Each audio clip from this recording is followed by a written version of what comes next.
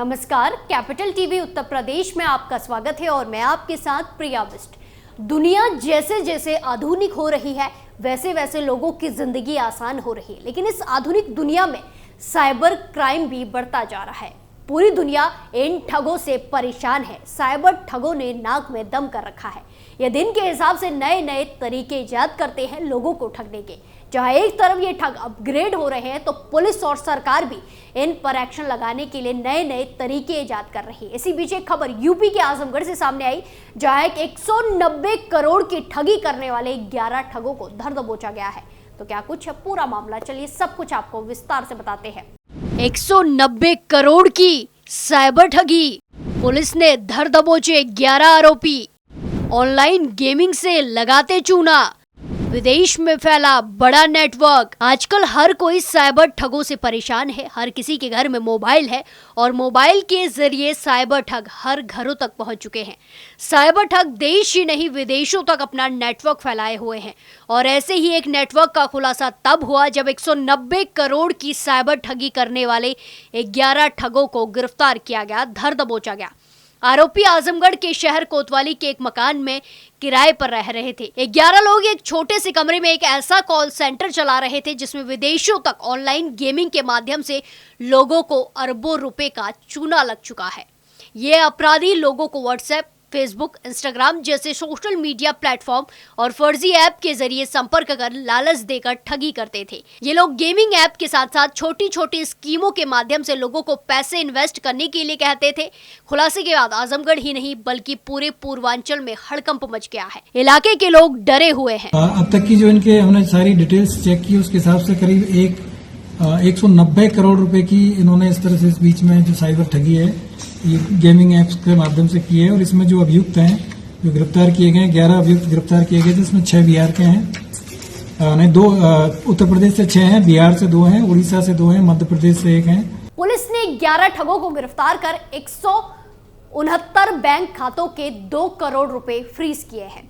2 आरोपी भागने में सफल हो गए। इस मामले में आजमगढ़ पुलिस ने राम सिंह, संदीप यादव, विशाल दीप, अजय कुमार पाल, आकाश यादव, पंकज कुमार, प्रदीप क्षत्रिया, विकास यादव, आनंदी कुमार यादव, मिर्जा उमर बेग उर्फ उमर मिर्जा और अमित गुप्ता को गिरफ्तार किया है। इसके अलावा विनय यादव और सौरभ फरार चल रहे हैं, जिनकी तलाश में पुलिस जुटी हुई है। इसके अलावा गिरफ्तार आरोपियों के पास से 51 mobile, 6 laptop, 61 ATM card, 56 bank passbook, 19 SIM card, 7 chequebook, 3 आधार कार्ड, 1 जियो फाइबर राउटर मिले हैं। ऐसे आरोपी अंतर्राष्ट्रीय स्तर पर ऑनलाइन ठगी की वारदात को अंजाम देते थे। किराए के मकान में रहकर फैलाया जाल, व्हाट्सएप, फेसबुक, इंस्टाग्राम से फंसाया। आजमगढ़ शहर कोतवाली क्षेत्र के रोदोपुर मोहल्ले में चल रहे एक छोटे से मकान के अंदर कॉल सेंटर बनाकर साइबर ठग बेहद चालाकी से विदेश तक लोगों को चूना लगाने का काम कर रहे थे। गिरफ्तार 11 आरोपियों में पूछताछ में ये बताया है कि वो ऑनलाइन गेम की पहले लोगों को लत लगाने का इंतजार करते थे और फिर जब लोग गेम के आदी हो जाते तब उनके साथ ठगी करते थे। यही नहीं, गिरफ्तार आरोपियों से पूछताछ में पता चला है कि उनके लिंक विदेश तक है। श्रीलंका, पाकिस्तान, दुबई जैसे देशों के सिम कार्ड उनके पास से बरामद किए गए हैं।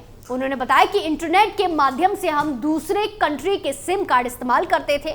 इनकी लोकेशन पकड़ी ना जाए इसके लिए ये लोग हर तरह के टूल का इस्तेमाल करते, यहाँ तक कि जिस सिम से व्हाट्सएप ग्रुप क्रिएट करते थे उसी सिम को तुरंत तोड़ भी देते थे, लेकिन व्हाट्सएप उसी से चलाते रहते थे।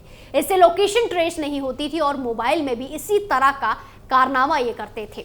पूछताछ के दौरान ये भी पता चला है कि जिन ऑनलाइन गेम का इस्तेमाल करते थे ये लोग, उनमें ये 3 गेम मेन थे, जैसे महादेव ऐप, अन्ना रेड्डी, लोटस सोशल मीडिया के माध्यम से जैसे फेसबुक, इंस्टाग्राम, ट्विटर के जरिए लोगों तक अपने विज्ञापन को भेजते थे, जिससे लोग ऑनलाइन गेम की तरफ आकर्षित होकर गेम खेलने के लिए मजबूर हो जाए और गेम खेलने के लिए आ जाते थे। जो कुछ प्रतिबंधित ऐप्स हैं, रेडी, अन्ना, लोटस और महादेव के नाम से, जिसमें कि ऑनलाइन जो गेमिंग है उसके माध्यम से ये लोगों के एडवर्टाइज करते थे व्हाट्सएप पे, इंस्टाग्राम पे, फेसबुक पे। और उसके बाद में उन लोगों को इनवाइट करके और फिर उनकी आईडी बनवाते थे और आईडी बनवाने के बाद में फिर उनसे गेमिंग में ये लोग पैसा लगवाते थे। और इनका जो गेमिंग के जो रूल्स हैं वो उस हिसाब से सेट किए हुए थे कि आदमी को पहली बार 1-2 बार उसको प्रॉफिट होता था, उसके बाद में वो थोड़ा सा लोभ लालच में आके और उसमें एक्स्ट्रा मनी जब जैसे इन्वेस्ट करता था, जब गेम खेलता था, तो उसके बाद में वो वहाँ से हार जाता था। और इस तरीके से इन लोगों ने बड़ी संख्या में लगातार पिछले कई महीनों से लोग गिरफ्तार आरोपियों में उड़ीसा, मध्य प्रदेश, उत्तर प्रदेश और बिहार के रहने वाले हैं। आरोपियों में उत्तर प्रदेश से 6, बिहार से 2, उड़ीसा से 3, मध्य प्रदेश से 2 आरोपी शामिल हैं। इनके खिलाफ कुल 71 साइबर ठगी के मामले पहले से ही दर्ज किए जा चुके हैं।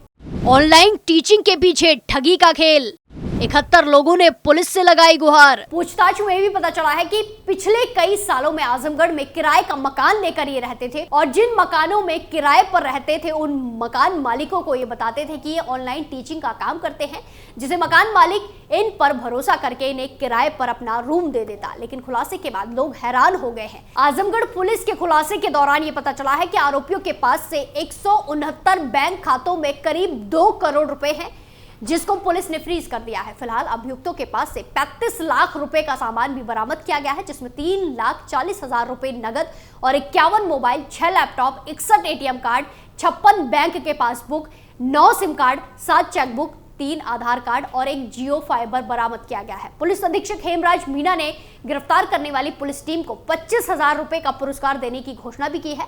पुलिस अधीक्षक हेमराज मीणा ने जानकारी देते हुए कहा कि लगभग 2 अरब की ठगी करने वाले गिरोह का पर्दाफाश किया गया है। हम सभी उपायुक्तों से पूछताछ कर रहे हैं। सभी अभी तक की जानकारी में पता चला है कि ये सभी आजमगढ़ के किराए में एक मकान पर रहते थे, जहां से ये अपना एक कॉल सेंटर संचालित करते थे, जिसके माध्यम से साइबर ठगी का काम करते थे। फिलहाल इन्होंने 190 करोड़ की साइबर ठगी को अंजाम दिया है, जिसकी शिकायत लगभग 71 लोगों ने की है और इसमें जांच की जा रही है। उन्होंने कहा कि इस इंटरनेशनल गैंग को हम लोगों ने बहुत ही कड़ी मेहनत से पकड़ा है, धर दबोचा है, इसीलिए पुलिस टीम को 25,000 का इनाम पुरस्कार के रूप में दिया जाएगा। आज के डिजिटल युग में साइबर ठगी के मामले तेजी से बढ़ते जा रहे हैं। शातिर ऑनलाइन लोगों को अपना शिकार बना रहे हैं, वहीं अब साइबर ठगों ने डिजिटल अरेस्ट का अपना हथियार बना लिया है। देश में डिजिटल अरेस्ट के मामले इन दिनों तेजी से बढ़ रहे हैं और कई लोग इसका शिकार भी बन चुके हैं। डिजिटल अरेस्ट मामलों में ठग कभी पुलिस अफसर बनकर तो कभी किसी सरकारी एजेंसी का इस्तेमाल कर लगातार डराने की कोशिश में करते हैं। अगर आसानी से समझ जाए तो डिजिटल अरेस्ट एक ऐसा मामला है जिसमें परिवार के किसी एक सदस्य को किसी झूठे केस में फंसाकर उसे ठगी की कोशिश की जाती है और उसे बचने के लिए पैसों का भुगतान करने का दबाव बनाया जाता है। वहीं आजमगढ़ से सामने आए मामले में एसपी आजमगढ़ हेमराज मीणा ने बताया कि ये गिरोह अत्यंत संगठित तरीके से काम कर रहा था। इनके पास से भारी मात्रा में डिजिटल उपकरण और बैंक अकाउंट बरामद किए गए हैं। इन अपराधियों के खिलाफ कड़ी कार्रवाई की जा रही है। नहीं होगा, इस तरह के तमाम जो एप्स हैं, तमाम जो एडवर्टाइजमेंट है वो आपको इंस्टाग्राम पे मिलेंगे, फेसबुक पे मिलेंगे। उनको बिल्कुल भी रिकॉग्नाइज ना करें, उनको बिल्कुल भी आप लोग उसमें कहीं भी कोई लिंक है उसको क्लिक ना करें, कहीं भी जाके उसमें डिटेल में अपना जो मोबाइल नंबर है, अपना अकाउंट नंबर की डिटेल है, ये सब चीजें बिल्कुल भी ना दें। पुलिस फिलहाल मामले की गहराई से जांच कर रही है। पुलिस का कहना है कि गिरोह के अन्य सदस्यों और इनके अंतर्राष्ट्रीय संपर्कों कनेक्शन का पता लगाया जा रहा है। वहीं देश में तेजी से साइबर क्राइम बढ़ने की एक बड़ी वजह है कि साइबर ठगों को सजा का कोई डर नहीं है। पहले तो इन मामलों में अपराधी पुलिस की पकड़ से कोसों दूर होते हैं और अगर पकड़े भी जाते हैं तो जमानती अपराध होने के चलते बड़े आराम से इस मामले से बाहर आ जाते हैं। यही वजह है कि आज ये लोग आजाद घूम रहे हैं और इन्हें पकड़े जाने का कोई डर तक नहीं है। साइबर अपराध में सजा का प्रावधान तो है, लेकिन जमानती अपराध होने की वजह से साइबर अपराधी गिरफ्तार होते ही जमानत ले लेते हैं। लिहाजा ऐसे मामलों में लगातार सावधान रहना है, क्योंकि साइबर ठग नया नया पैतरा आजमाकर लोगों को फंसाते हैं, जिसे हर कोई उनकी चाल में फंसकर ठगी का शिकार हो जाता है और अपनी मेहनत की कमाई इनके हाथों खो बैठता है। इस पूरे मामले में आपकी क्या राय है, कमेंट कर जरूर बताएं। स्पेशल स्टोरी में फिलहाल के लिए इतना ही, फिर पेश होंगे नए मुद्दे के साथ। बाकी तमाम खबरों के लिए देखते रहिए कैपिटल टीवी उत्तर प्रदेश। नमस्कार।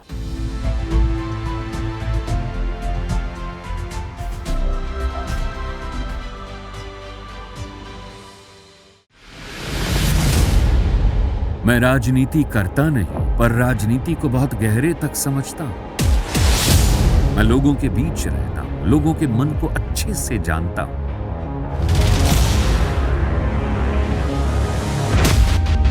पब्लिक और पॉलिटिक्स की हर नब्ज को खूब पहचानता हूं। संघर्ष की सियासत से सत्ता के सिंहासन तक मैं हर खबर से खरा सच निकालता हूं। ना कोई दौड़, ना कोई race. Capital B, Uttar Pradesh.